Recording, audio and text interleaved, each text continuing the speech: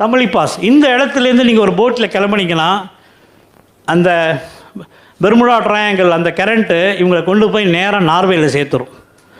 அதுதான் இந்த இடத்துக்கு போய் தமிழி க்ரீக்குன்னு வச்சுருக்கான். அதனால தான் நார்வேயில் வந்து இந்த வைக்கிங்கிற பீப்புள் இருந்திருக்காங்க. வைக்கிங்கிற மக்களுக்கும் தமிழ் கடலோடிகளுக்கும் தொடர்பு இருந்திருக்கு மெக்சிகோ வழியாக. அடுத்து இது பாருங்கள், தமியன். கலிஃபோர்னியா கடற்கரையில் இருக்கக்கூடிய பழங்குடிகளுக்கு தமியன் பேர். அவங்களுடைய பேச்சில் 30% தமிழ் இருக்குது.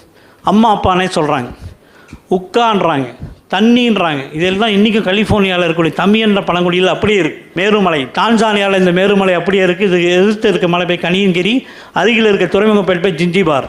இது பாருங்கள், டான்சானியாவில் மலகரசின்ற ஆறு இன்றைக்கும் ஓடிக்கிட்டு இருக்குது. குமரோஸ், இங்கே நான் போயிட்டு வந்திருக்கேன். அங்கே பேசக்கூடிய மொழி குமரியன் மொழி. அங்கே அங்கராஜான்னு ஒரு இடம் இருக்குது. அங்கே இன்றைக்கி முஸ்லீம் மக்களாக இருந்தாலும் அவங்களுடைய பண்பாடுகளில் தமிழ் இருக்குது. முஸ்லீம்கள் மாமா பொண்ணை கல்யாணம் பண்ணிக்கிறாங்க. இங்கே இருக்குங்களா, முஸ்லீம்கள் மாமா பொண்ணை அங்கே குமரியத்தில் கல்யாணம் பண்ணிக்கிறாங்க.